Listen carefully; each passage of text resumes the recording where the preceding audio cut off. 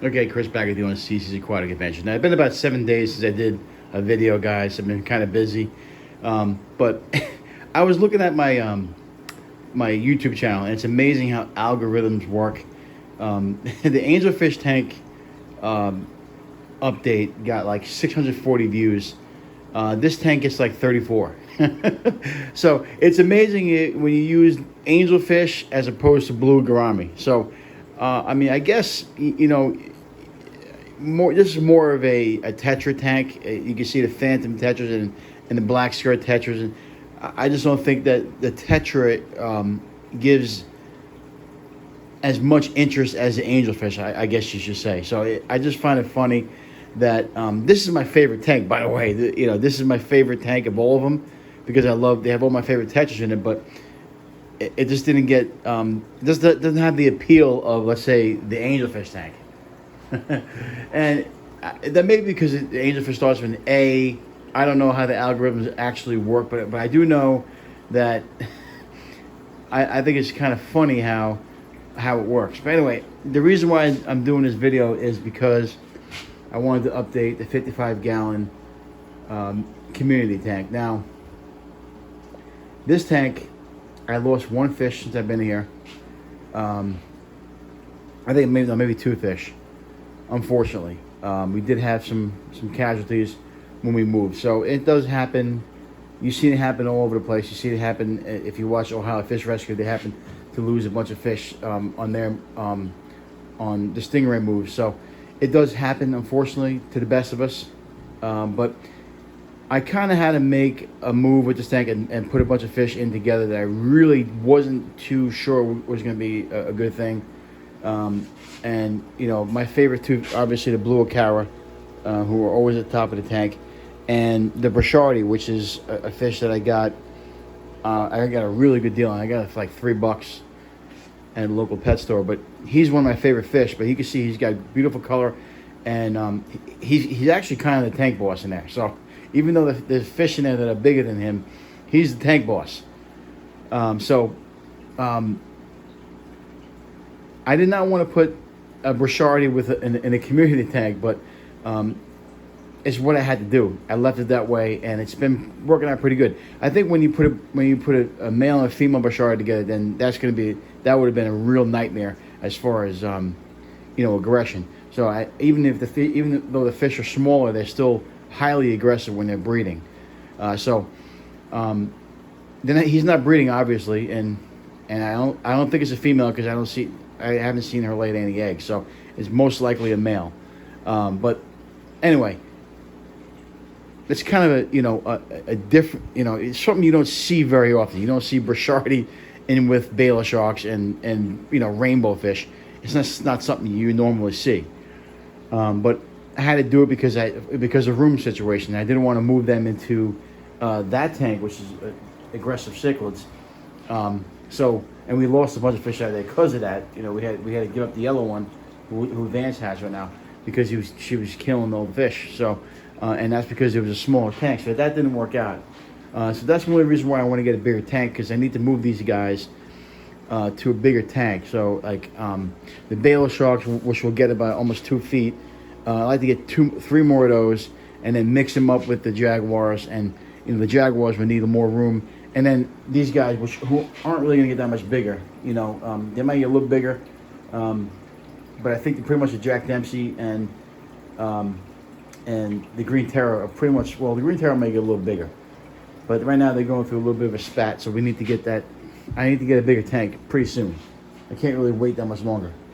So anyway, in saying that, we know we have to make a move on this tank. It's going to happen here soon eventually. We're hoping that we get a tank. But anyway, so this is the 55-gallon.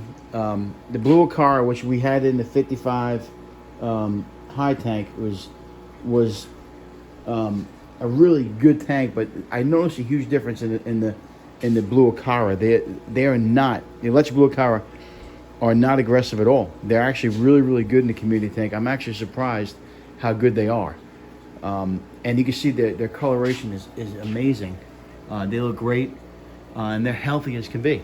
The rainbow fish, of course, showing their colors. You can see I've had these rainbow fish for a long time, and we plan on keeping them in there, and we plan on getting more rainbow fish once we get the Baylor sharks and move some fish out here, and including the silver dollars. So they'll be going to a bigger 150 tank, so we can get these guys moved. That's what our plan is. But you can see the silver dollars. I got lucky because I think I got some striped ones. I got 2 striped ones and 1 regular one, which I love. The stripe. I love the patterns on the ones that have the stripe on them. Really cool. And obviously, these they're called black spot barb. I'm sorry, the camera went up there. Black spot barb right here. I've had those for about 6 years too. I don't know. They're very similar to the mascara barb, and it might be a different name. I don't know. But that's what, when I bought them at the pet store, that's what they called them. I don't know the exact genus of it. I could be wrong on that, but I looked them up as black spot barbs, and they're beautiful fish. They're much like the Baylor sharks. They're kind of sporadic, kind of spastic a little bit, but they'll be staying in there. This guy here was the one in the guppy tank. He was being aggressive, being a little bit of a dick, so we moved him out of there and put him in this tank. He's doing much better. You can see that we got the Colombian tetras in here, right down here. Those guys, I've had those guys for a while too. They're great looking fish. I have 3 of them in there. Well, actually, I think I have 4. And they're actually only 3. I think I only see 3. 1, 2, 3. I think I had 4 at one point. I did lose one. And the Buenos Aires tetras, which are the ones with the little, very similar. They have the black stripe in the back. I have 2 left of those. And unfortunately the bigger one died, and that could just be from old age. These fish, most of these fish in here are over 5 years old, so once you start getting to that 5-year mark, you have to keep watching. Some fish like angelfish usually last more than 10 years. We've had some angelfish in there that's been there about 6-7 years. We had those when they were the black ones when they were babies. So we do have we've had some good luck with some fish. But obviously the rainbow fish, the Baylor sharks, I've explained to you guys, they got bigger. I'm at the point where I need to turn over and make a bigger tank. And we got the cories in there. There's panda cories. If you look close enough, there's panda cories in there. There's a mixed cory in there. I'm not sure what kind of cory that is. But there's also a bristlenose catfish, a big snail, which I can't see in there. Look closer, maybe we can look back here. The snail usually, sometimes he hangs out in the wood. Wife's making noise. You can see something sometimes in the wood, but I don't really see them in there. But there's a snail right there too. If you see a narrow snail back there, but that might be the pleco. Yeah, that's a bristlenose right there. If you look close enough. See the bristlenose. And the cories, I don't see many cories out right now. I see one back there. Usually more of them out, but I don't see any of them in there. I think there's 5 in there somewhere. There's one down there, one there. I just saw, looks like this guy's being aggressive again, of course. Move this out of here. It's fake plant. Obviously, with these fish, most of these fish eat plants, so you want to keep plastic plants in there. This is the only one that lasted long. There's another panda cory down here. There's a couple of them down here. Looks like the Siamese algae eater is being a little bit of a dick.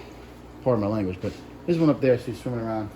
They're in there. They're just I probably just warm up, but you can see the Siamese algae is kind of being aggressive in there. So I mean, unfortunately, that's what you get with Siamese algae eaters. That's why I took him out of the guppy tank, because he was killing the guppies. And it kind of, I'll make an update in the guppy tank, but it kind of deleted some of my guppies. I had more in there, and now they're gone. So he did a job of getting rid of the small guppies, and obviously he's aggressive and he's being a little bit of a jerk right now. So, but that comes with territory when you get these Siamese algae. Look at the side here. I don't see that many more cories in there that I wasn't used to seeing. Not sure what's going on. Probably some aggression going on there. Corey's not aggressive fish at all.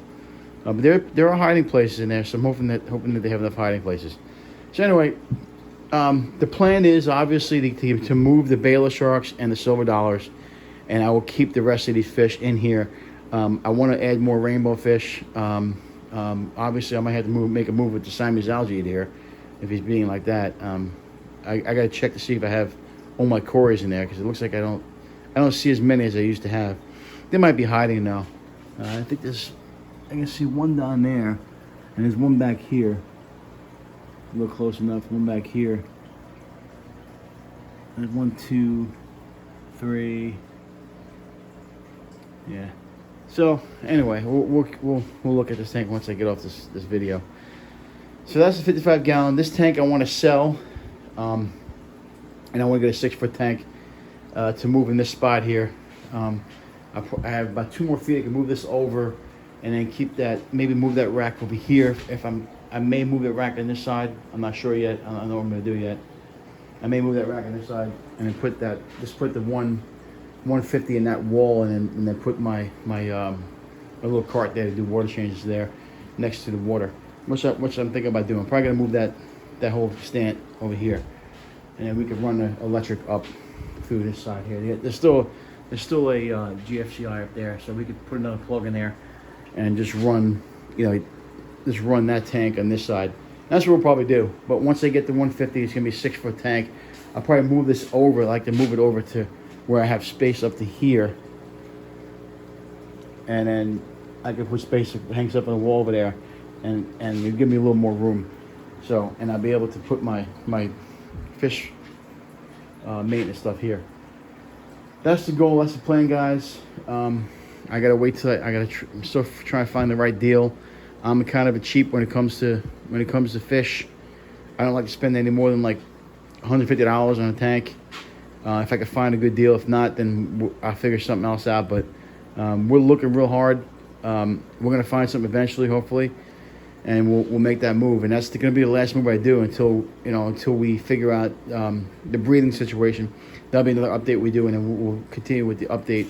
And this channel will change a little bit. It's gonna be more along the lines of breeding in the smaller tanks. Obviously we'll update you in the bigger tanks, but we want to focus more on breeding and what we're going to come out with that. And we'll do updates eventually with whatever other fish we get. But for now, that's the update on this tank. I hope that you guys, if you didn't check out the blue gourami tank, check it out. I think it's a really great mix of tetras. It's just an active, lively tank. They're all healthy. They're all good. One of my favorite tanks. And this tank, obviously, I do a lot of water changes in this tank. So I have to keep up to date with it, but it's definitely worth it. It's got a bunch of healthy fish in there, and obviously we want to make a move and get these guys to a bigger home eventually. So we'll see what happens. But for right now, that's the video, guys. Actually, I see 1, 2, 3, 4 of those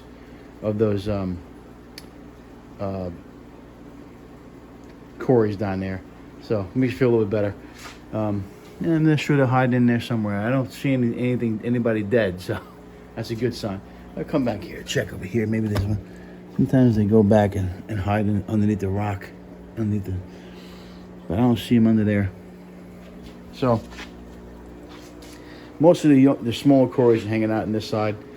There's two in there, one over here. So, and there might be 3 in there if I'm looking close enough. There is probably going to be 3 in there, but unfortunately that Siamese algae has been a real jerk.